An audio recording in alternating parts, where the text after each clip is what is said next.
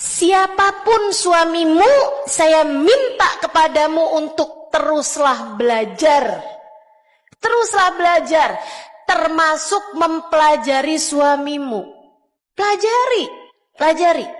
Apa yang bikin dia senang, apa yang bikin dia sebel. Kamu harus pelajari. Nih suami saya kalau diginiin senang apa enggak. Nih kalau suami saya omongin begini bagaimana perasaannya. Apalagi kau udah tambah lama nikah, kamu seharusnya jadi orang yang tambah tahu siapa suamimu itu. Jangan sampai nikah udah lama nggak paham tentang suaminya. Jangan sampai nikah udah lama, kamu belum juga paham. Suami saya ini maunya apa sih? Nah, itu kan suami kamu.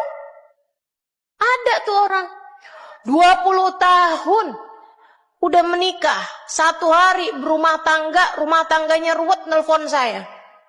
Ustazah, suami saya nih Ustazah, saya kesel banget sama suami saya. Dia begini. Terus habis itu dia nanya, gimana cara saya ngadepinnya Ustazah? Nah suami kamu. Kenapa harus saya yang menghadapi? Saudaraku sekalian, saya tahu gimana cara ngadepin suami saya. Tapi cara menghadapi suamimu, ya seharusnya kamu yang paling tahu. Makanya ketika ada seorang anak muda nanya sama saya, Ustazah, gimana caranya hidup berumah tangga Ustazah? Saya bilang, Dek, kamu gak akan bisa pelajarin caranya. Orang hidup berumah tangga tuh kayak orang hidup di atas muka bumi ini, kayak lahir di atas muka bumi. Itu kehidupan yang baru.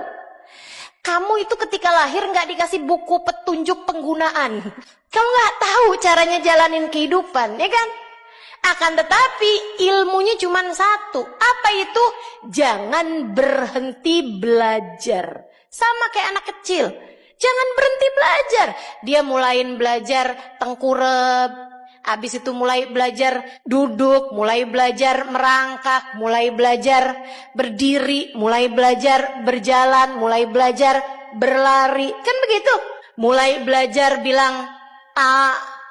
Mulai belajar bilang mama, sampai kemudian jadi banyak bicara gitu. Karena kita tidak berhenti belajar. Karenanya kita jadi ngerti caranya berkehidupan. Nah berumah tangga tuh persis seperti itu. Silahkan masing-masing pelajari. Pelajari suaminya. Pelajari suamimu. Bukan kemudian kamu liatin, kamu tulis. Nah gitu. Kepribadiannya kamu pelajari. Ustazah kok saya gak pernah kepikiran kayak begitu ya. Saya tahu sebabnya kenapa.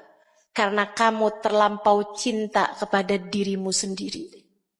Sehingga kamu tidak punya space.